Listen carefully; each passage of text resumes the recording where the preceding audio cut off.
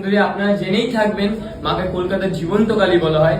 মা জীবন্ত এর প্রথম কারণই ভক্তরা যদি মায়ের কাছে কোনো মনের বাসনা বলে যায়, মা তাদের কাউকে কোনোদিনও খালি হাতে ফেরেন না। মানে এটা আমার নিজস্ব দেখা, যে একটা ভক্ত প্রথম দিন অনেক কান্নাকাটি করছে, মাকে নিয়ে মনে দুঃখ কষ্ট যাচ্ছে, দ্বিতীয় দিনও যখনই আসছে ওর মুখে মধুর আসে, মানে মা অবশ্যই ওনার মনের বাসনা পূর্ণ করছেন। আর মাকে এখানে 5 বছরের বাচ্চা মেয়ে রূপে পুজো করা হয়।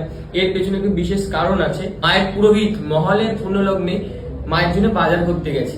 এবার বাজার করার সময় দেখছেন একটা ছোট্ট 5 বছরের বাচ্চা মেয়ে পুরো মা কালীর মতন সেজে সবার কাছে ভিক্ষা চাইছে। সবার কাছে ভিক্ষা চাইতে ঠিক আমাদের যে পুরোহিত বাজার করছিলেন তার কাছে ভিক্ষা চাই, বলে কিছু টাকা দাও না, আমি চাল গুলো কিনে খাবো। ইতিমধ্যে পুরোহিত তাকে ধাক্কা মেরে ফেলে দেয়, ফেলে দিয়ে বলে যা কাজ করে খা। বাচ্চা মেয়েটিও তখন গা ঝাড়া দিয়ে বলে আমি যদি কাজই পেতাম তো তোর কাছে ভিক্ষা দিতে আসতাম। এই বলে বাচ্চা মেয়েটি চলে যায়, আমাদের পুরোহিত চলে যায়।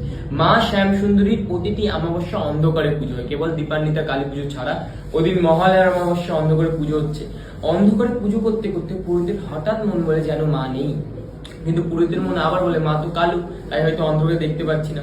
তাই পুরোহিত ঘিয়ের প্রদীপে মায়ের মুখের সামনে যায়, তাকে সত্যি মা নেই। আর মায়ের নিচে শিব ঠাকুর, উনিও পুরো মৃত মানুষের মতন শুয়ে আছে।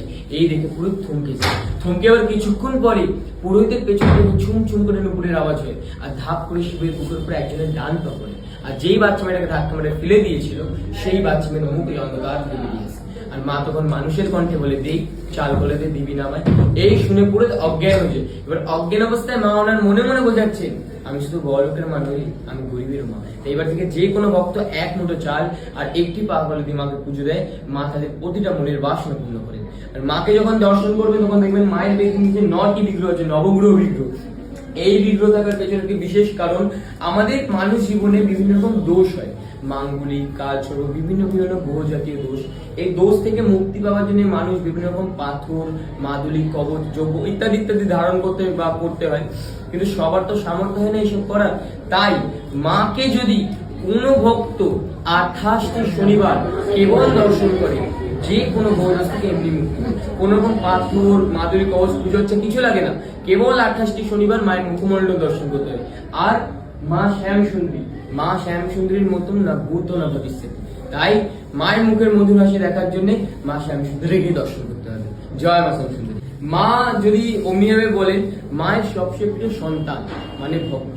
এই যে চালকলার ঘটনা, এই চালকলার থেকেও একটা প্রিয় জিনিস, ভক্তের আনন্দ, ভক্তের খুশি। মা শুধু আপনাদেরকে চায়, আর কাউকে না। धर्मार्थ मोक्षदे देवी नित्यं मे वरदा भव काली काली महाकाली कालिके पापहारिणी।